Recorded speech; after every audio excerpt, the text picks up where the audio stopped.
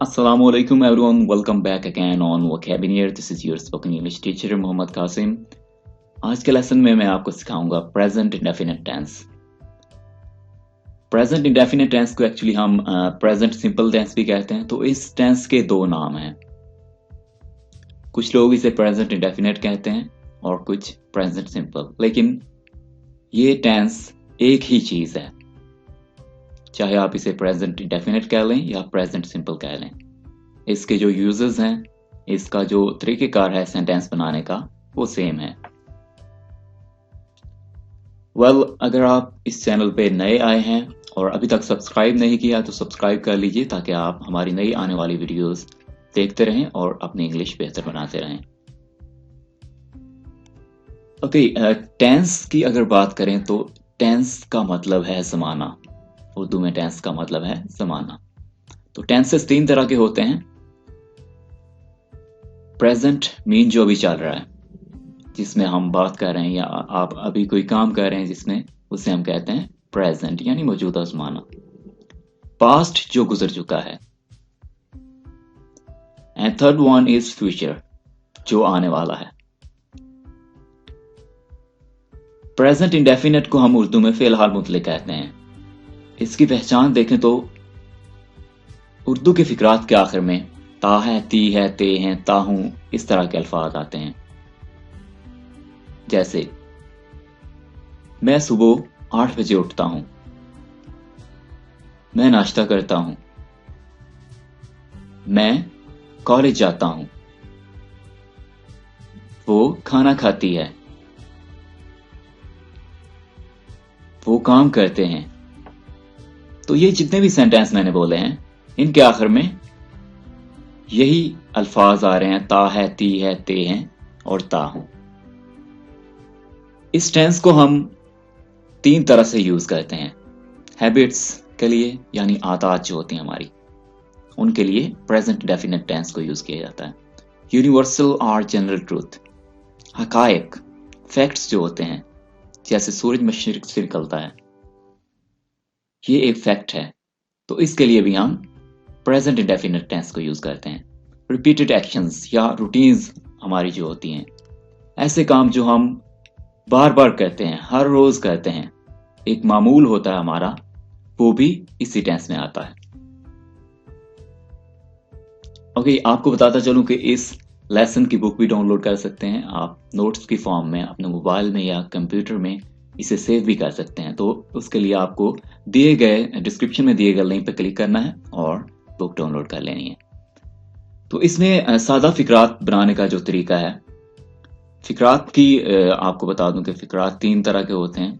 वैसे नॉर्मली अगर देखें तो चार तरह के हैं, लेकिन हम जो यूज करते हैं ज्यादातर वो तीन तरह के होते हैं: सिंपल, नेगेटिव एंड इंट्रोगेटिव. और जो चौथी किस्म है हमारे पास, वो इंट्रोगेटिव एंड नेगेटिव है. तो सिंपल सेंटेंसेस बनाने के लिए हम फर्स्ट फॉर्म, आई के साथ फर्स्ट फॉर्म यूज करते हैं और साथ में हमारा ऑब्जेक्ट आ जाता है. वी के साथ भी फर्स्ट फॉर्म, यू के साथ भी फर्स्ट फॉर्म. और यहां पे हमने थोड़ी सी चेंजेस करनी है. ही, शी, इट या कोई अगर एक नाम है, चाहे वो लड़की का है या लड़के का है, जो भी एक सिंगल चीज है, उसके लिए हम फर्स्ट फॉर्म के साथ एस या ई एस का एडिशन करेंगे. आपको एग्जाम्पल्स में मजीद ये चीज क्लियर हो जाएगी कि किसके साथ एस और किसके साथ ई एस लगाना है और किस तरह से लगाना है. ते या एक से ज्यादा लोग हैं, उसके साथ भी हम first form of verb use करते हैं. याद रहे कि ये सादा फिकरात बनाने का तरीका है. इसमें एक पॉइंट आपने जस्ट याद रखना है, आपने मेमोराइज कर लेना है. ही, शी, इट या अगर कोई नेम है तो उसके साथ फर्स्ट फॉर्म ऑफ वर्ब के साथ हम एस या ई एस का एडिशन करेंगे. यहां पे जस्ट ये एक सिंपल सी चीज आपने याद रखनी है, एस या ई एस लगाएंगे. ही, शी, इट या अगर कोई सिंगल नेम आता है तो. बाकी जो सेंटेंस स्ट्रक्चर है वो सेम रहेगा. ओके, कुछ एग्जांपल्स देख लेते हैं ताकि आपको मजीद क्लियर हो जाए। ये एग्जांपल सिंपल सेंटेंसेस की हैं। आई गो टू बाजार, मैं बाजार जाता हूं। आई गो टू बाजार। तो यहां पे मैं जस्ट फर्स्ट फॉर्म यूज कर रहा हूं जो कि आई है, और सॉरी जो कि गो है। गो, आई के साथ गो लगा रहा हूं। ये एक simple first form of verb है। ही गोज टू स्कूल, वो स्कूल जाता है। ऊपर वाले सेंटेंस में मैंने जस्ट गो मेंशन किया है, और नीचे वाले में गो के साथ ई एस लगा दिया, तो ये बन जाता है goes. He goes to school. आपको मैंने बताया है कि सेंटेंस स्ट्रक्चर जो है, सेंटेंस बनाने का तरीका कुछ इस तरह से है कि ही, शी, इट या कोई सिंगल नेम है तो उसका जो फर्स्ट फॉर्म ऑफ वर्ब है उसके साथ हम एस या ई एस लगाते हैं। तो यहां पे चूंकि ही आ रहा है तो इसके साथ हम ई एस का एडिशन करेंगे, ई एस को साथ लगाएंगे।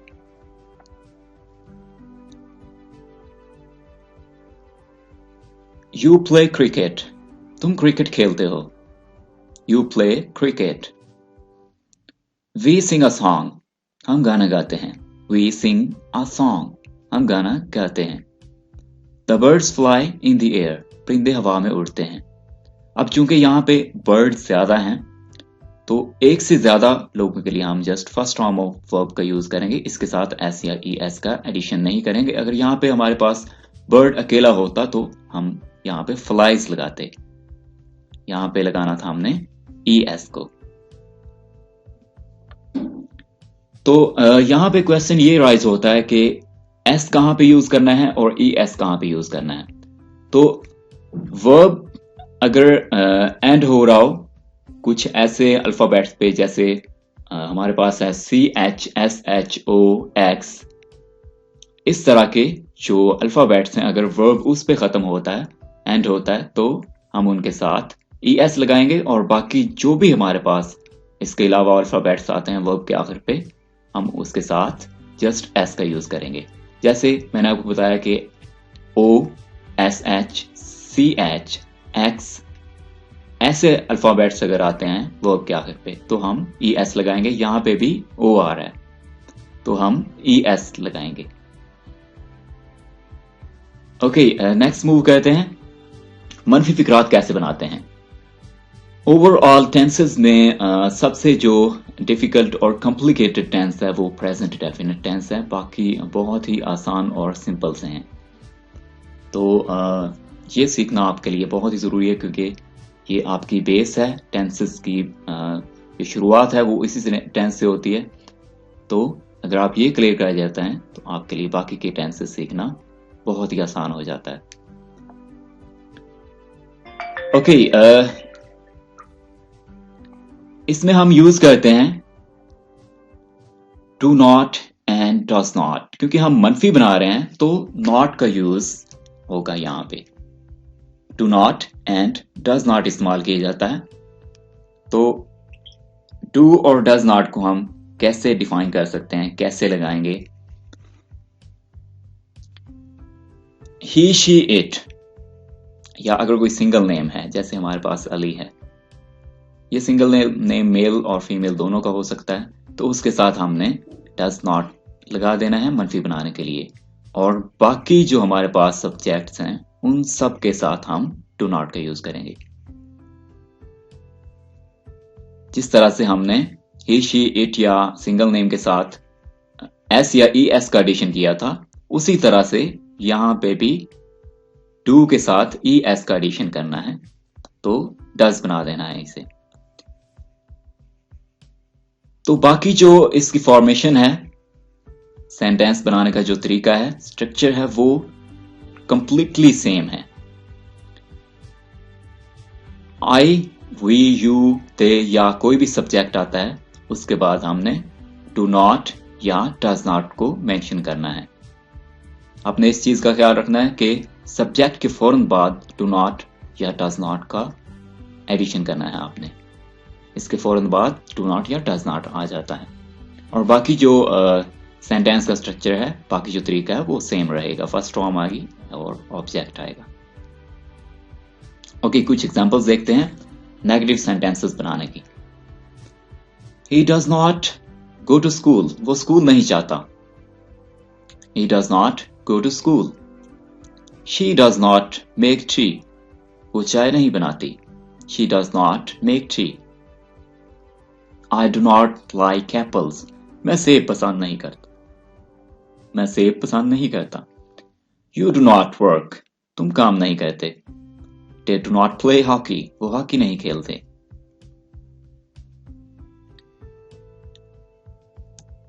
ओके, थर्ड नंबर पे आता है हमारे पास सवालिया फिक्रात बनाने का तरीका। आपको जैसे इल्म होगा कि सवालिया फिक्रात बनाने के लिए हम क्वेश्चन वर्ड, जैसे हमारे पास यहाँ पे क्वेश्चन वर्ड है डू और डज, इसको सेंटेंस के स्टार्ट में लगाएंगे। सबसे पहला जो हमारा सेंटेंस का वर्ड होगा, जहां से हमने सेंटेंस स्टार्ट करना है, वो डू या डज होना चाहिए। और उसके बाद जो सेंटेंस की तरतीब है वो आपने वैसे ही रखनी है। इसमें भी डज जो है वो ही, शी, इट या सिंगल नेम के साथ आता है और बाकी सब के साथ डू लगाएंगे। तो कुछ एग्जांपल्स देखते हैं। Does she Singh a song? क्या वो गाना गाती है? Does she Singh a song? Does Ali make a noise? क्या अली शोर करता है? डू दे ओबे देयर पेरेंट्स? क्या वो अपने वालिदैन का हुक्म मानते हैं? Do you work hard? क्या तुम मेहनत करते हो? Do we study? क्या हम मुताला करते हैं? ओके, सवालिया और मनफी फिक्रात बनाने के लिए जैसे हमें इससे वाज़ेह हो रहा है कि दोनों चीज़ों को हमने इकट्ठे कर देना है। पहले सवालिया और फिर मनफी, इन दोनों का जो बनाने का तरीका है वो हमने मिक्स करके एक नया सेंटेंस बनाना है। तो सीखते हैं ये कैसे बनाएंगे। सवालिया क्योंकि पहले आ रहा है तो पहले हम सवालिया बनाने के लिए जो चीज़ इस्तेमाल करते हैं डू या डज को हमने फिक्रे के शुरू में लगा देना है और उसके बाद सब्जेक्ट यानी काम करने वाला जो भी आप लगाना चाहें अपने फिक्रे के लिहाज से वो लगाएंगे। और थर्ड नंबर पे चीज आती है कि मनफी, क्योंकि हमने सवालिया और मनफी दोनों को बनाना है तो हमने नॉट और फर्स्ट फॉर्म का इस्तेमाल कर लेना है। तो ही, शी, इट या सिंगल नेम के साथ हम डज को लगाएंगे सवालिया और मनफी बनाने के लिए। तो कुछ एग्जांपल्स देखते हैं ताकि आपको बिल्कुल ये क्लियर हो जाए। Do they not play together? क्या वो एक साथ नहीं खेलते? Do they not play together? Do you not earn money? क्या आप पैसे नहीं कमाते हैं? Do you not earn money? Does she not ride a bike? क्या वो मोटरसाइकिल नहीं चलाती है?